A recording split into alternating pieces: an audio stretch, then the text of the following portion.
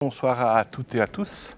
En principe, vos sièges sont équipés d'une ceinture de sécurité. On va partir dans le nanomonde dans quelques minutes. Je vous demanderai à un moment donné de mettre la ceinture. Donc, merci à Lionel pour m'avoir invité. C'est un plaisir de venir parler d'une passion que j'ai découverte il y a à peu près 25 ans.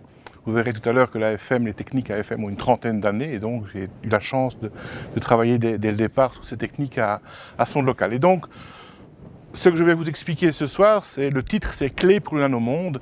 Et on va voir en fait que ces techniques de microscopie à sonde locale dont Lionel vous a parlé vont être les outils qui vont permettre de découvrir la nanotechnologie. En fait, on va voir qu'il y a un cheminement en parallèle entre les nanotechnologies et les microscopies à sonde locale. Et ce que je vais essayer de vous partager, de vous convaincre ou de vous initier à ce domaine qui, pour moi, est très fascinant.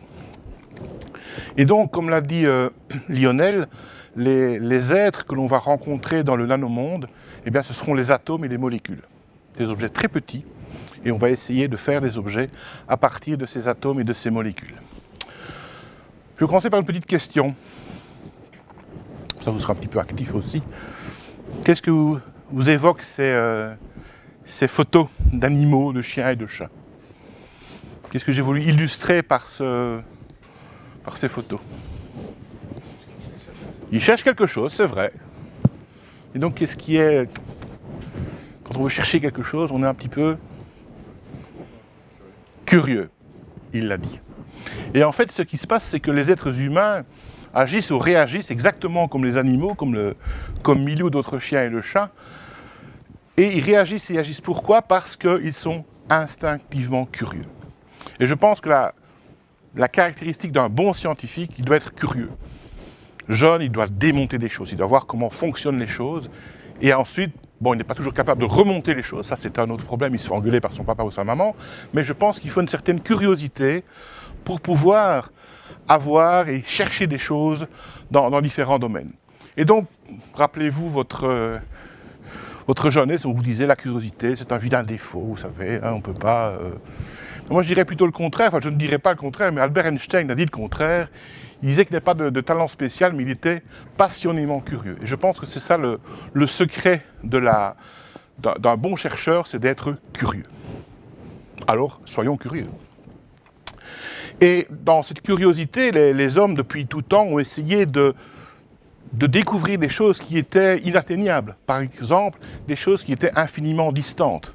Et on l'a évoqué en développant des satellites, des radiotélescopes, essayer de sonder l'infiniment lointain, l'astronomie par exemple, et de rendre un peu moins nébuleux les nébuleuses, essayer de comprendre ce qui se passe au niveau du Big Bang et toute la théorie de l'évolution du monde qui nous entoure, et ça c'est des choses qui sont infiniment distantes.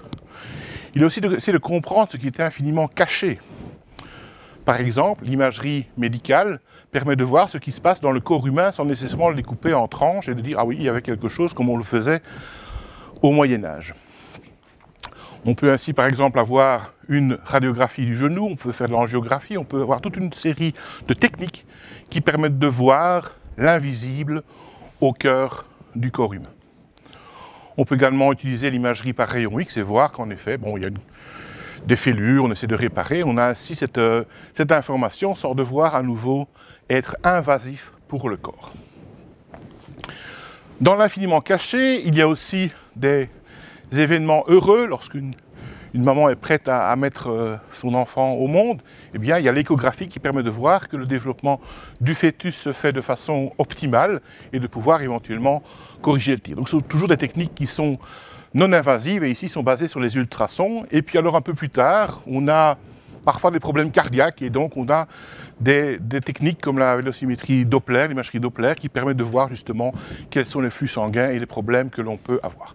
Donc vous avez tout un ensemble d'instruments qui étaient développés au cours des siècles et bon, une espèce de frénésie pour le moment, pour avoir des instruments qui permettent de faire des diagnostics et de pouvoir aider l'homme à mieux vivre ou à survivre ou à considérer que tout se passe bien pour lui. Dans l'infiniment petit, il y a les fameux accélérateurs de particules.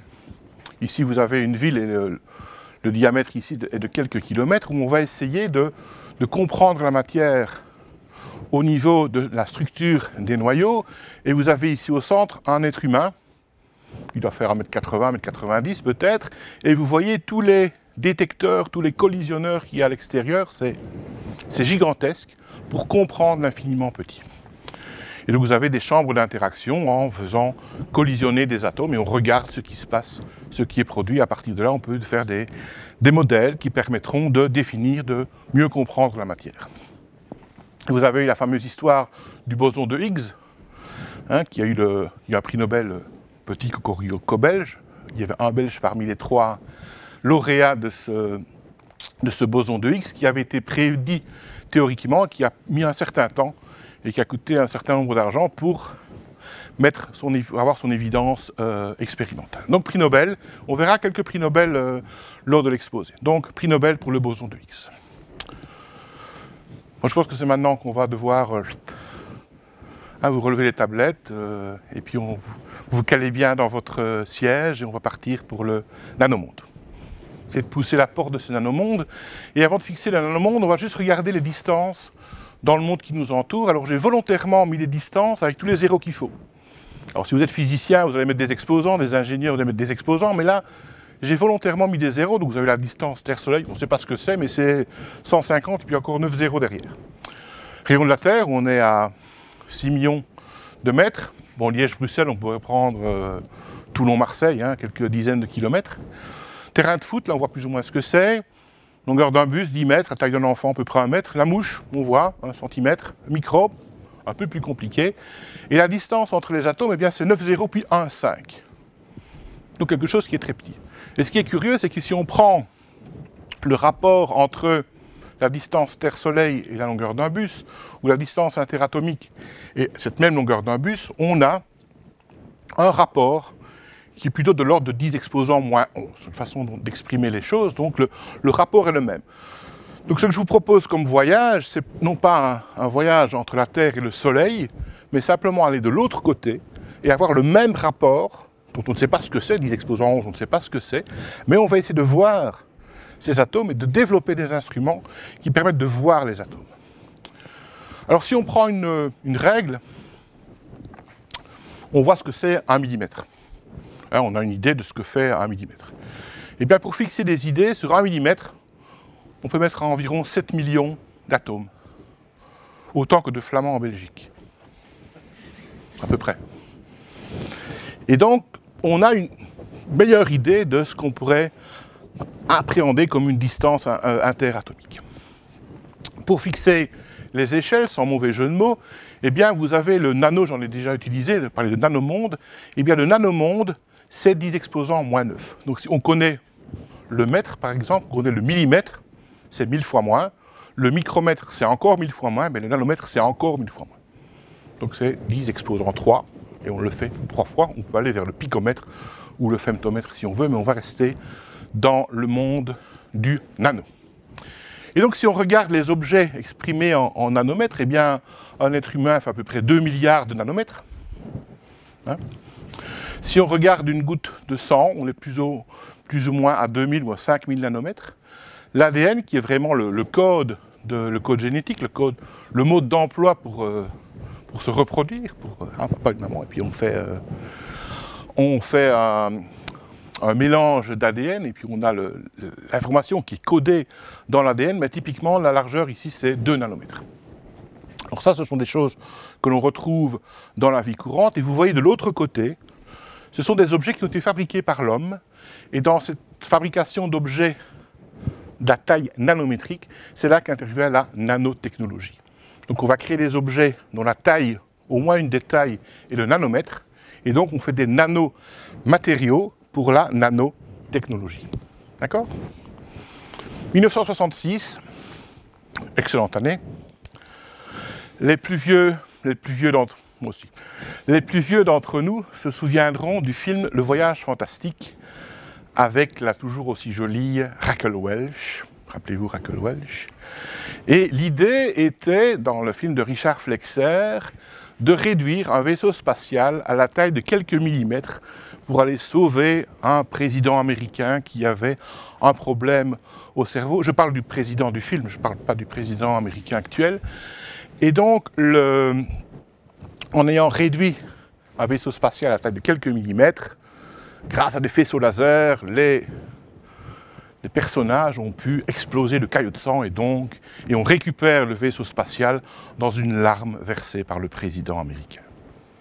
Film très américain, évidemment. Mais c'est un des premiers films où on voit la science-fiction et la nanotechnologie, ce que pourrait être la nanotechnologie. Peut-on réduire à l'échelle de quelques millimètres un vaisseau spatial?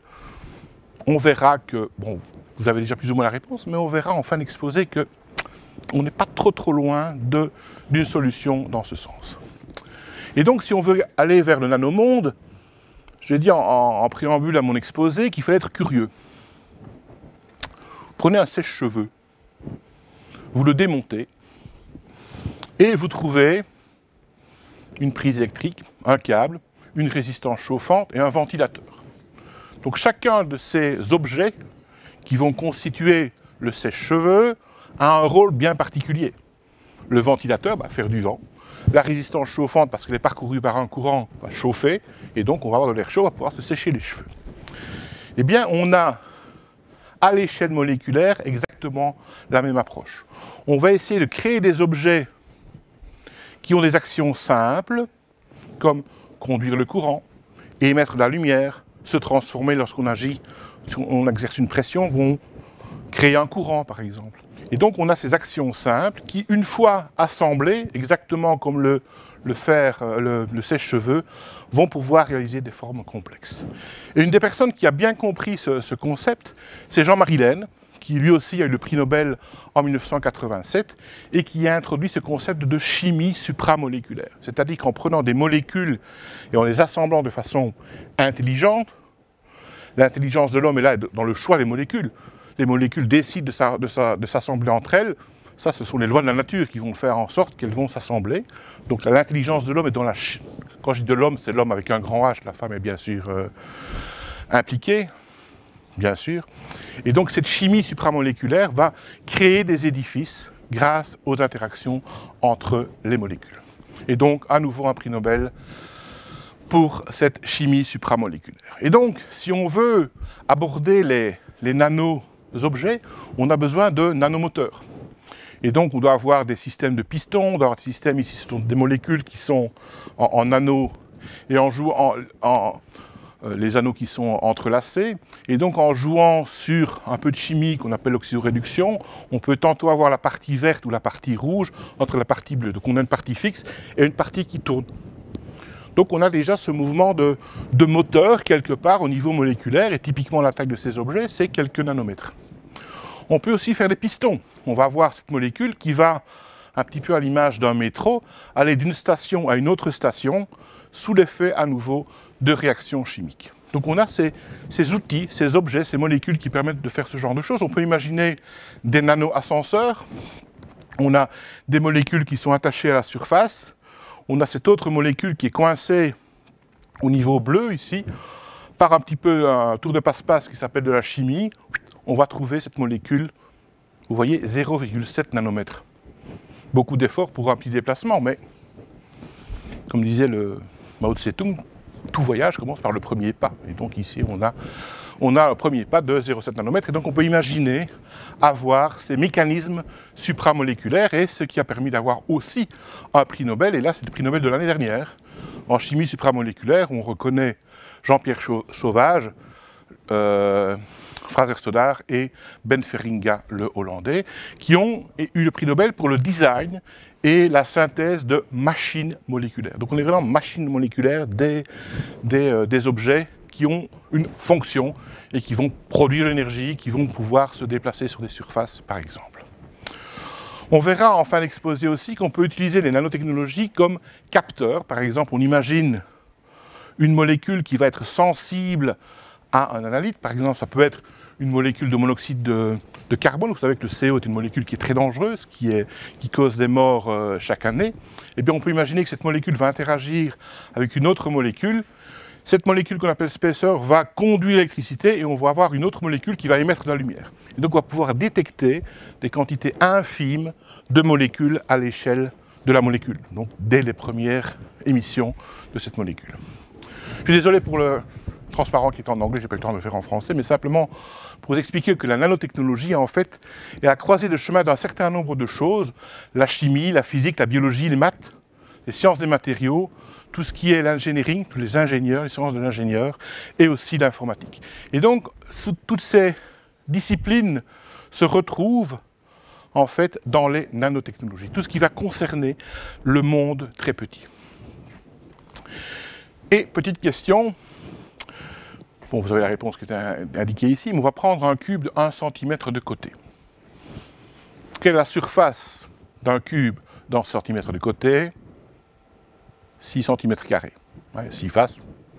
Si maintenant on découpe ce même centimètre cube et on prend des petits cubes de 1 mm, eh bien la surface développée ne sera plus de 6 cm², mais de 60 cm².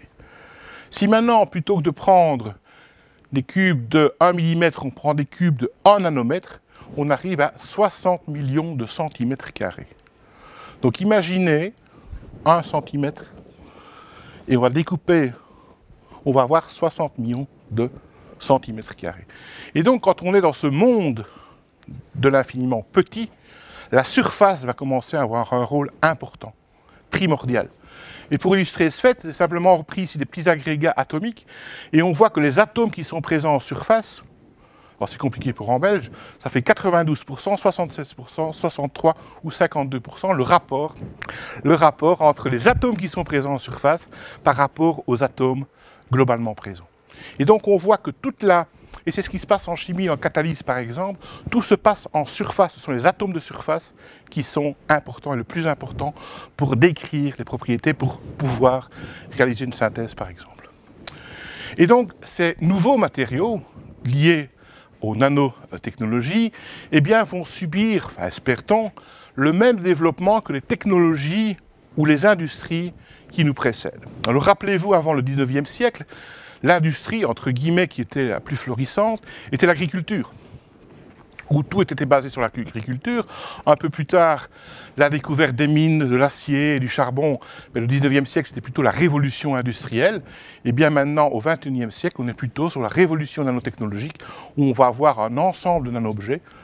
Dans la vie de tous les jours, il y a environ 1500 produits qui font déjà appel aux nanotechnologies, on ne s'en rend pas compte, mais elles sont présentes dans les dentifrices, dans les crèmes anti-bronzage, enfin pour se protéger du soleil, ce genre de choses, il y a déjà des nanotechnologies. Alors j'en ai parlé beaucoup, mais peut-on voir ces fameux atomes? On en parle, mais quels sont les instruments de mesure? Et on va repartir sur ce monsieur qui est un chercheur allemand, qui a mis au point, ou qui a décrit cette relation, j'ai entendu quelqu'un qui soufflait la réponse, c'est Ohm, c'est la loi d'Ohm, Georg Ohm, qui permet de relier le courant par rapport à la différence de potentiel qu'on va appliquer aux bornes d'une résistance. Alors qu'est-ce qui se passe si on coupe le fil, qu'il n'y a plus de courant? Pourquoi il n'y a plus de courant? Parce que l'électron qui arrive ici au bout du fil, il a un trajet certain avant d'arriver de l'autre côté du fil. Donc la probabilité qu'un électron passe du bout du fil vers l'autre bout du fil est quasi nulle, elle est même nulle. Par contre, si on rapproche, et donc on a cette barrière de potentiel un petit peu si on devait sauter au-dessus du bâtiment pieds joints et sans élan. Et donc cette barrière de potentiel va créer un obstacle pour ces électrons. Et un petit peu comme si on prend une particule et qu'on l'envoie contre un mur, la mécanique classique va nous dire que la particule va rebondir. Si je veux traverser le mur, je ne vais pas essayer, je ne vais pas y arriver. Même si je cours très vite, je ne vais pas y arriver. Par contre, les ondes, elles, peuvent traverser. Si je parle suffisamment fort, s'il y a quelqu'un dans la salle à côté, il risque de m'entendre. Donc les ondes peuvent traverser la matière, tandis que les particules solides ne permettent pas de le faire. Eh bien, si on était en physique classique, eh bien, à chaque fois que j'essaierais de traverser un mur, j'aurais plutôt des bleus et je ne pourrais pas traverser. Par contre, si par un coup de baguette magique, j'étais un être quantique, je pourrais, en tout cas une partie de moi-même pourrait traverser le mur. Magie, magie. Et en fait, c'est ce qu'on appelle l'effet tunnel. C'est comme si, dans cette barrière, ce mur immense, il y avait un petit trou, et on peut passer par ce petit trou pour se retrouver de l'autre côté du mur. Et donc, les physiciens ont formulé tout ça, et vous voyez ici une onde qui arrive. Je ne sais pas si vous voyez, sur le côté droit, on a un petit halo qui est là, je ne sais pas si vous le voyez. Il y a une certaine probabilité de retrouver des électrons. Donc les électrons peuvent passer cette barrière. Et j'ai parlé de probabilité. Pourquoi? Parce que la mécanique quantique est plutôt basée sur cette probabilité. Et donc si la probabilité est non nulle, ça veut dire qu'il y a une petite chance de trouver l'électron de l'autre côté. Et donc c'est ce qui s'est passé, et c'est cet effet tunnel qui permet de déterminer un passage d'électrons au travers de cette barrière de potentiel a priori impossible à franchir. Et qui a mis au point ces techniques-là, c'est Gerd Binnig et Heinrich Rohrer qui reçoivent le prix Nobel en 1986, donc un peu plus de 30 ans, pour la découverte de ce microscope à effet tunnel. Alors c'est un des transparents les plus importants de l'exposé. Comment peut-on avoir une résolution atomique? Comment peut-on voir les atomes? Eh bien, si on prend un objet qui est pointu et qui est terminé par un atome, eh bien c'est exactement comme si vous voulez ramasser une aiguille. Si vous avez des grandes boxes, vous n'y arriverez pas. Par contre, si vous prenez une petite pince à épiler, vous pourrez éventuellement l'attraper. Eh bien, ce qu'on peut montrer par les mathématiques et la physique, c'est que le courant que l'on mesure entre deux atomes dépend exponentiellement, c'est un mot qui fait peur pour les non-mathématiciens et les non-ingénieurs ou les scientifiques, c'est-à-dire que ça décroît très très rapidement avec la distance. Et donc si on regarde les courants entre tous les couples d'atomes possibles, on va se rendre compte que le courant est le plus intense entre cet atome-là et cet atome-là, simplement parce que la distance est plus petite. Et donc en déplaçant cette pointe verte sur la surface de l'échantillon bleu, on va pouvoir suivre cette surface et voir les atomes. En tout cas, mesurer le courant. Et donc vous voyez ici cette pointe qui va suivre la surface et on va avoir le profil en vert qui est tracé, va correspondre à la surface de l'atome.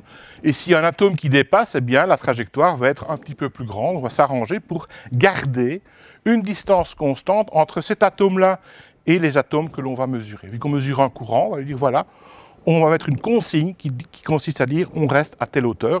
Et donc quand il y a une petite bosse, on monte, quand il y a un trou, on va plus bas. Et donc on va balayer la surface avec cette pointe un petit peu particulière. Et donc une fois qu'on a mesuré ce courant, on va s'amuser à... Bon, on va mettre un code de couleur. Si le courant est intense, on va mettre du blanc. Si le courant est plus faible, on va mettre du noir. Et donc on peut avoir une image tridimensionnelle. Alors pour faire joli, on peut mettre des couleurs. On va simplement coder. Et voilà, si c'est plus haut, bah c'est bleu, c'est plutôt vert pâle ou bleu foncé dans le fond, etc. Et donc, voilà une image, un petit film qui illustre la chose. Donc, on a cette pointe qui va imager une surface de silicium. Donc, vous voyez ici le profil, la hauteur. On a codé cette hauteur en niveau de gris. Donc là, on est fort bas, là, on est fort haut. Et vous voyez, ça va un petit peu plus vite. On va chaque fois prendre des lignes et on va constituer une image qui correspond à la surface de silicium que l'on a. J'espère que vous avez compris le principe. On a un atome qui va, au bout de la pointe, qui va balayer la surface et on a ainsi la topographie de l'échantillon, en l'occurrence ici, une surface de silicium. On peut regarder le bout de la mine de crayon, c'est le dessin que j'avais mis dans la fiche, et quand on regarde le bout du graphite, on retrouve ici chaque petite boule que l'on voit en image tridimensionnelle ici, ce sont des atomes de carbone. Donc on a l'atome de carbone qui est arrangé sous forme hexagonale comme décrit ici, et donc on voit les atomes de façon individuelle. Donc on est en mesure de pouvoir développer des instruments qui permettent de voir les atomes. Alors si on peut voir les atomes, on peut voir bien sûr les molécules. Et une façon de faire, c'est de prendre des molécules et de les dissoudre dans un solvant.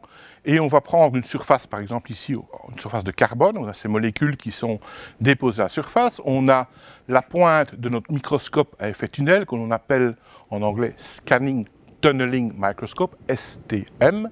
Et donc ce microscope à effet tunnel va regarder à l'interface entre le liquide et le solide comment sont arrangées les molécules. On voit ici les petites bouboules qui correspondent aux atomes de carbone.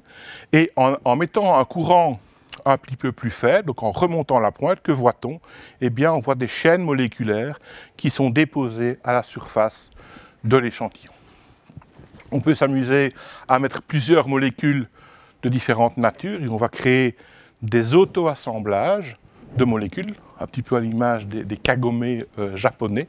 On a ces structures qui apparaissent à la surface. Alors à partir de là, on peut faire des tas d'applications, des propriétés électriques, etc. C'est un petit peu ce que j'expliquais au début sur les fonctions complexes, mais je ne vais pas entrer dans le détail ici. Donc on a des kagome, vous avez ici des images avec plusieurs molécules et on peut retrouver, on peut deviner comment les molécules se sont arrangées à la surface de l'échantillon. C'est un petit peu ce que fait Lionel quotidiennement dans son laboratoire, c'est de regarder comment les molécules peuvent s'arranger à la surface en utilisant notamment le LSTM et d'autres techniques que l'on va voir dans quelques minutes. Voilà un autre exemple de kagome supramoléculaire. On peut même voir aussi les brins d'ADN dont on a parlé tout à l'heure. On peut voir, grâce à ces techniques, le double brin d'ADN par des techniques de microscopie à effet tunnel. Alors comment se compare cette microscopie à effet tunnel par rapport aux microscopies optiques que l'on connaît ou d'autres qui coûtent très très cher comme les microscopies électroniques? Eh bien on voit que la résolution verticale et latérale, eh bien on a 2 à 3 ordres de grandeur plus importants. On peut voir, on a une résolution ici de l'ordre du dixième de nanomètre en résolution latérale ou en résolution verticale, on a même le centième de nanomètre.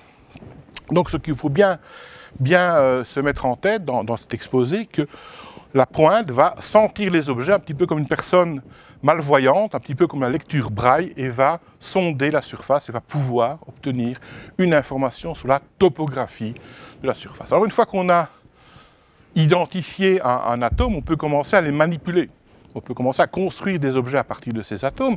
Et donc la première chose qu'on va faire, on va faire une image, on va regarder où sont les atomes. Une fois qu'on les a trouvés, on va les reconnaître, on dit « Ah, ça c'est un atome de carbone, ah, ça c'est un atome de xénon », et on va faire ce qu'on appelle une spectroscopie pour avoir une signature, une empreinte digitale quelque part de l'atome.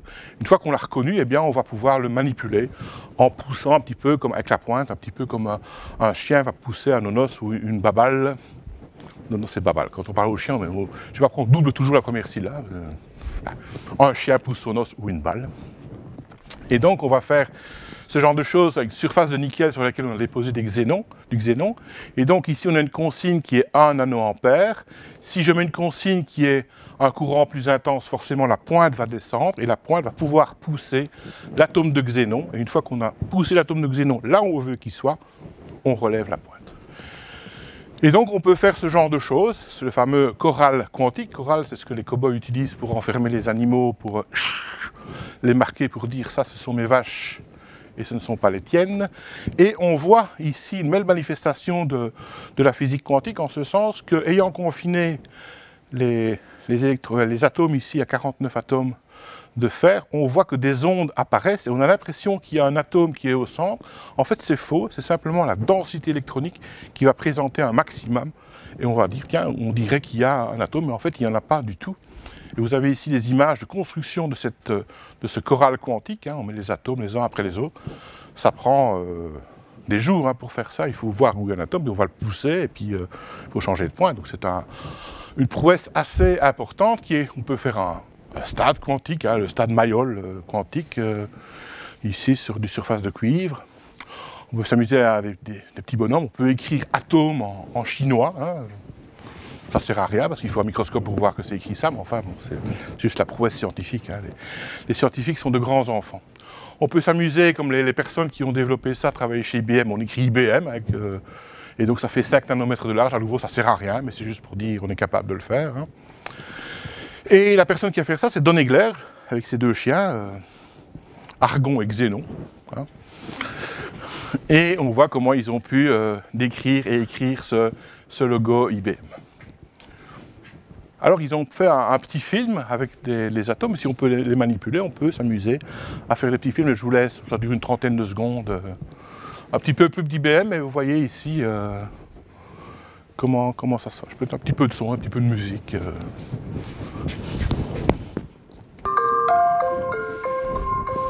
Ça ne dure pas trop longtemps.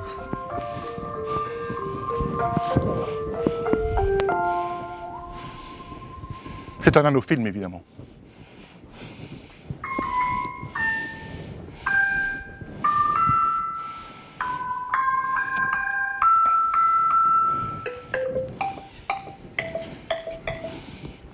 Chaque image prend un temps fou, hein, vous imaginez, hein, chaque fois pousser les atomes.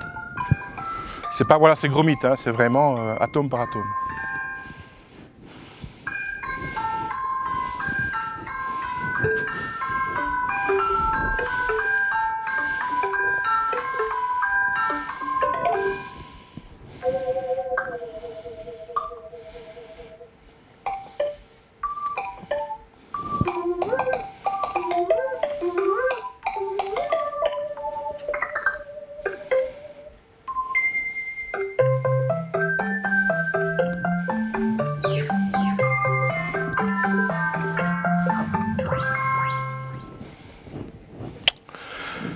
Tout ça, c'est avec des atomes. On peut s'amuser maintenant à faire ça avec des molécules.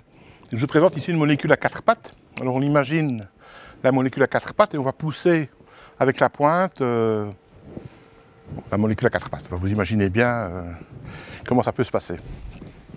Et donc on va pousser entre les pattes arrière et la molécule va pouvoir se déplacer. Tout ça, à nouveau, c'est pour avoir des fonctions bien particulières, hein. Vous avez ici des molécules qui vont émettre de la lumière, où ils vont conduire le courant, et on va pouvoir déplacer ces molécules près d'un contact électrique, par exemple, on peut les manipuler. Donc, on n'est pas loin des nanovoitures. Et donc, si on prend cette molécule et qu'on met des grosses roues devant et derrière, on a une voiture, hein, qui permet de se balader sur la surface. Alors, si on est un petit peu plus sportif, on met des petites roues à l'avant. Hein, on va faire un dragster. Hein. On a par exemple ce genre de molécules. Et puis si on a plein de molécules, on se dit, bah, si on a des voitures, on va faire une course. On va faire un circuit automobile de nanovoitures, on va faire une ligne de départ, une ligne d'arrivée et un circuit. Et puis on va regarder combien de temps met la voiture pour aller d'un endroit à l'autre. Vous voyez ici un petit film ici. Et donc on va voir un espèce de nano championnat de Formule 1. Quand je vous disais que ces scientifiques sont de grands fous, ben, le problème c'est que les gens l'ont fait. Les gens l'ont fait et il n'y a pas tellement longtemps, enfin il y a moins d'un an, au CMS, pas trop loin d'ici, à Toulouse, ils ont justement fait une course de voitures, de véhicules conjugués. Donc vous avez différents modèles. Hein, donc vous avez les représentations imagées de ces différentes voitures. Hein. Alors les plus jeunes, vous ne savez pas ce que c'est, mais ce sont les fous du volant, hein, Satanas et Diabolo.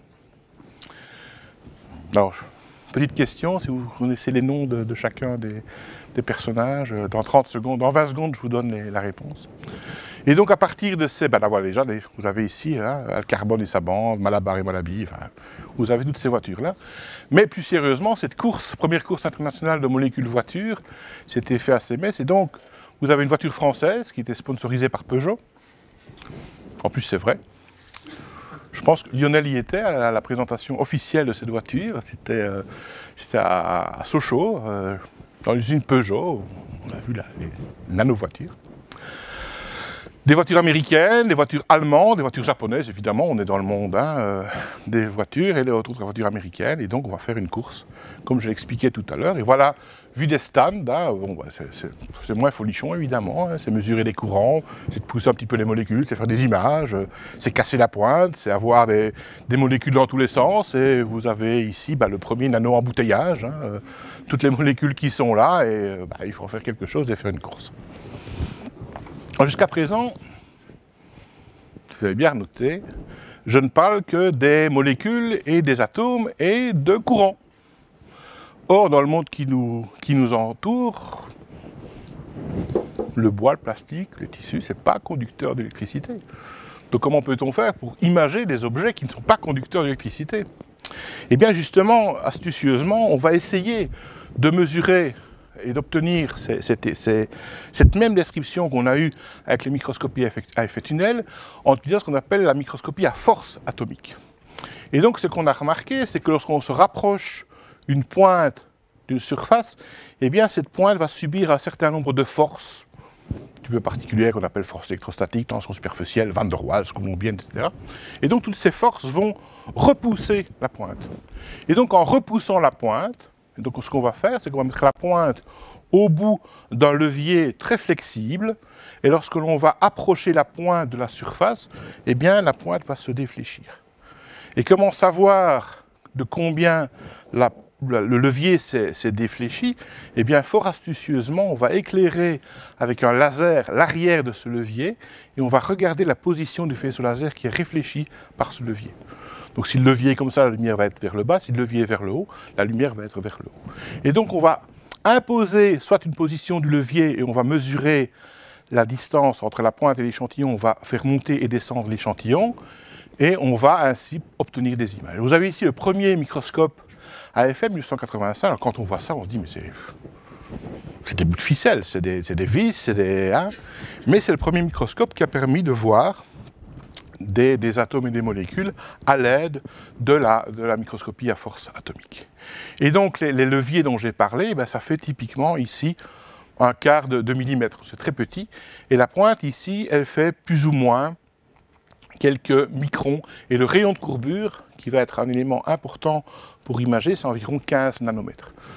C'est l'atome du STM, hein. Donc ici on a le bout de la pointe qui va essayer d'imager la surface. Et donc on peut utiliser, on peut imager par exemple du sel de cuisine, hein, NaCl. Vous avez une image ici AFM cette fois-ci de NaCl où on voit les atomes de chlorure sur l'image AFM et on voit qu'on a effectivement une organisation de type cubique. On peut regarder du mica, on a ici la résolution atomique du mica. On peut regarder la peinture latex. Vous savez, la peinture latex, c'est une suspension de billes de polystyrène, généralement, et donc ces billes vont coalescer lorsque c'est la peinture des murs, hein. Lorsque l'eau va s'évaporer, les billes vont coalescer, vont se mettre les unes à côté des autres, et vous avez ici des pigments, et donc on peut regarder une image AFM. Vous voyez ici, l'image, c'est 2,5 micromètres, hein, donc on n'est plus dans le nanomonde, mais on a des informations à l'échelle du micromètre. On peut regarder par exemple des CD-ROM, des DVD, des Blu-ray, on a ici l'information qui était codée au niveau de l'AFM, c'est quelque chose qui est très facile à mettre en œuvre pour imager ce type d'objet. On peut bien sûr imager dans le monde liquide, et donc on a par exemple le brin d'ADN qu'on a vu tout à l'heure, on peut les imager, et on peut faire, en biologie, il y a pas mal de choses qui se font au niveau de l'ADN. Et donc on a affaire ici à une grande famille de microscopes, et la base est toujours la même, c'est-à-dire qu'on a besoin d'une sonde locale, d'où le titre « Les microscopies à sonde locale », qui va mesurer une grandeur physico-chimique.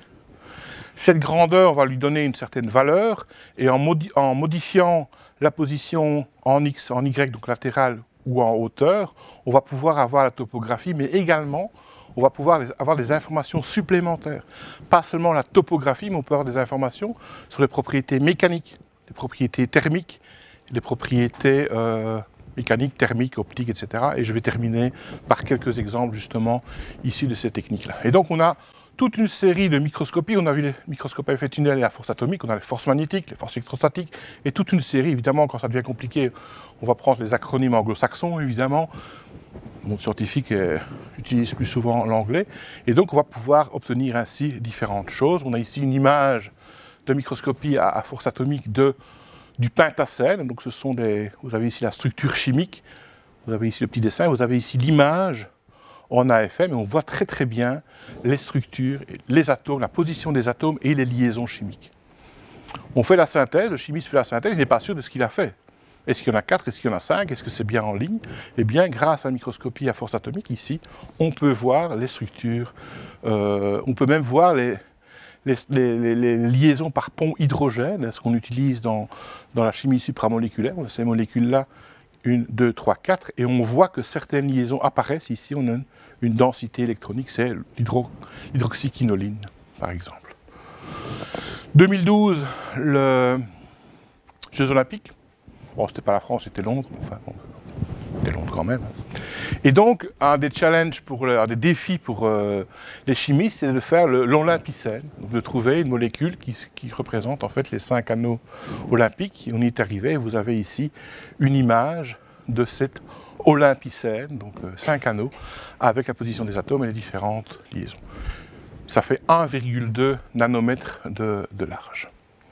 Et donc on va essayer maintenant, dans les 5-10 dernières minutes, c'est à peu près ce qui me reste, Lionel, on va aller au-delà d'imagerie, et par exemple, on va essayer d'obtenir des informations sur les propriétés mécaniques. Comme on a une pointe, quand vous choisissez un melon, soit vous sentez si ça sent bon, mais vous pouvez aussi appuyer, voir si c'est mou ou s'il est dur, hein, donc l'état de fraîcheur de certains fruits. Ben, on va faire exactement pareil avec la pointe d'un AFM. Et vous avez ici un exemple Bon, des post-it, on est entre nous, hein, donc c'est des papiers qui sont multipositionnables. Hein, post-it, c'est une marque, donc vous voyez ce que c'est, hein, c'est un petit mot. Et donc, on va pouvoir le poser là, mais quand on le retire, il ne faut pas laisser de colle, mais on veut pouvoir le recoller un peu plus loin et que ça tienne toujours. Donc, il faut trouver une structure chimique qui permet de le faire. Et vous avez ici l'image topographique. En fait, que fait-on? C'est une matrice très molle dans laquelle il y a des petites inclusions. L'image ici fait 3 micromètres. Et ce sont des petites inclusions qui font 15-20 nanomètres de large, qui sont rigides. Et donc, on peut justement regarder les propriétés d'adhésion ou les propriétés de rigidité. On voit ici que c'est effectivement plus rigide, hein, c'est plus rouge que la matrice. Ou la déformation, on voit ici que c'est la matrice qui se déforme en bleu, alors que les parties rigides en noir ici ne se déforment pas. Alors, on va faire un petit zoom. Et vous avez ici une description. Maintenant, on est à 1 micromètre, on a l'adhésion, le module Young et la déformation. Donc on a ces informations à l'échelle nanométrique pour comprendre ce qui se passe. On ne résiste pas à voir, en choisissant les couleurs, ça ressemble plutôt aux gaufres liégeoises, hein, vous l'aviez tous deviné. Ici, c'est pas des gaufres liégeoises, ce sont du phytoplancton. Et le phytoplancton, on a à nouveau les propriétés mécaniques d'adhésion, topographie, et donc on peut avoir ainsi la description de ces objets qui flottent un petit peu, qui flottent dans l'eau en fait. Les propriétés thermiques, si maintenant on est capable de chauffer l'extrémité de la pointe, que va-t-il se passer? Bon, c'est des objets qui coûtent très très cher, hein, c'est à peu près 200 € la pointe, mais en jouant avec les techniques de nanotechnologie, on va pouvoir avoir un endroit ici qui va chauffer plus que les deux pattes latérales, et donc en chauffant, eh bien, on va regarder la déflexion, donc la hauteur du levier. Évidemment, vous savez, quand ça chauffe, ben, ça se dilate, donc ça va monter. Puis on va atteindre une température ici, pour ce matériau-là, aux alentours de 152 degrés. Qu'est-ce qui se passe? Le matériau devient liquide et la pointe s'enfonce. Donc on peut essayer de déterminer les propriétés thermiques de cette façon-là. Alors on a parlé du nanomonde, eh bien on va retourner dans ce nanomonde et des chercheurs aussi chez IBM, cette fois-ci non pas en Suisse mais aux États-Unis, ont trouvé un polymère. Ce polymère-là, quand il est chauffé à 700 degrés, va se sublimer, donc va passer d'une phase solide à une phase gaz, une phase vapeur. Et donc en chauffant, comme disait Fernand Reynaud, un certain temps, avec une certaine force, on va retirer une certaine épaisseur d'un film. Et donc ici, la courbe de calibration, et ils ont refait le nanomonde, le monde ici, vous voyez la barre représente 2 micromètres.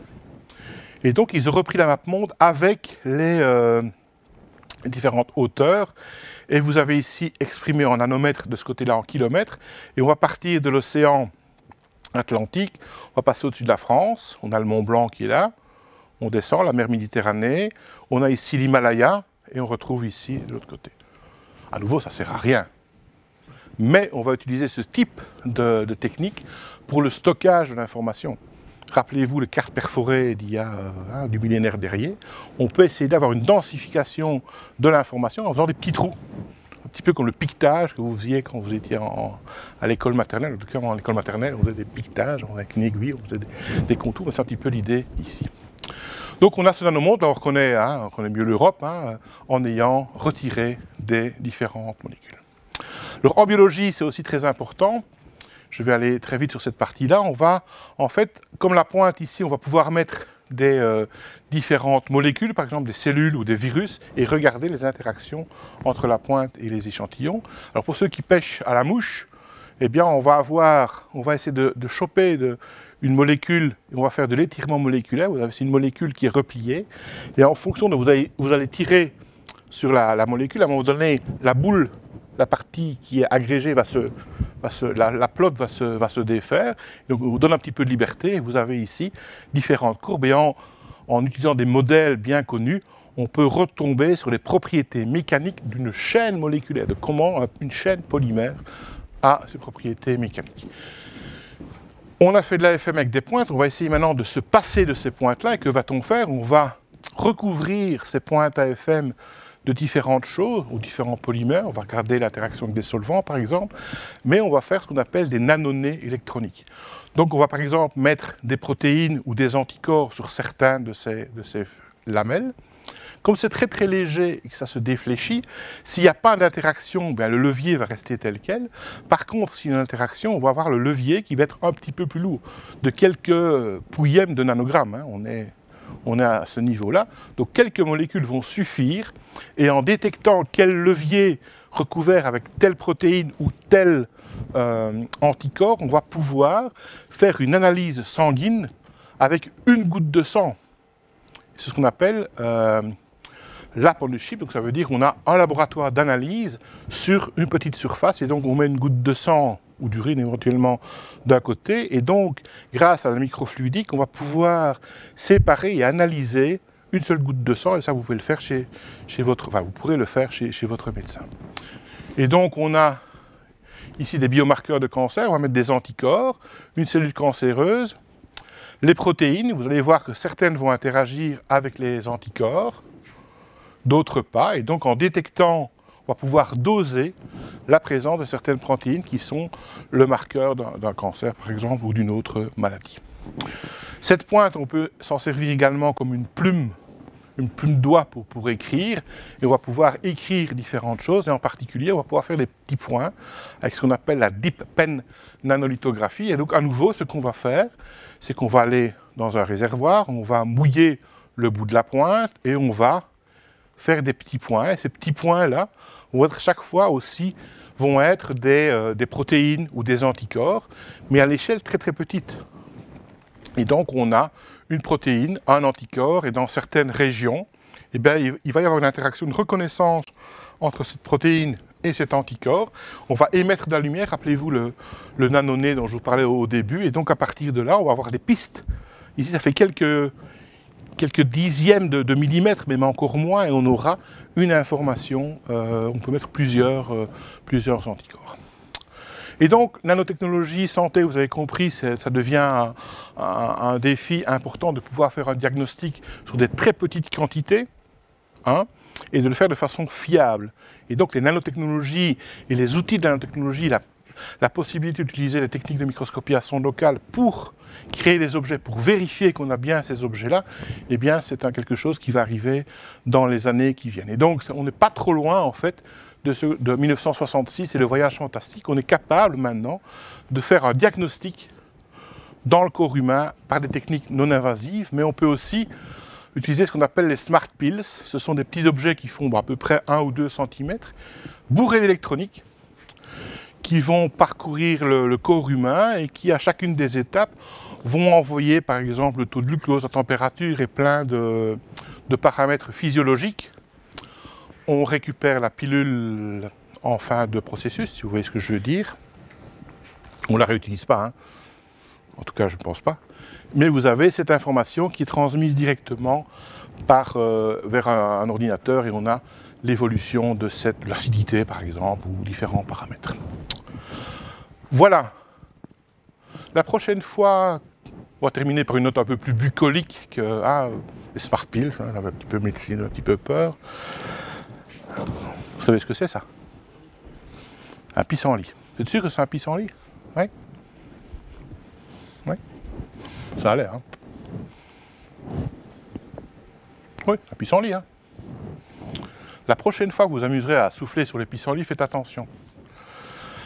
Parce qu'on pourrait imaginer qu'on ait des micros qui soient sur petits morceaux du pissenlit. On pourra avoir un capteur infrarouge pour voir, détecter la présence de personnes. On a besoin de systèmes de communication. On peut avoir une structure qui va rigidifier cette graine de pissenlit. On a besoin de moteurs pour se déplacer, d'un disque dur pour l'information, d'une antenne pour pouvoir transmettre cette information, évidemment une batterie pour pouvoir véhiculer. Donc la prochaine fois, faites attention. On vous observe peut-être lorsque vous sifflez sur une graine de pissenlit. Ce sont les micros ou les nano-avions espions. Voilà, vous pouvez détacher vos ceintures. Nous revenons dans le monde normal et nous sommes, j'espère vous avoir emmené vers le monde infiniment petit et au-delà. Merci pour votre attention.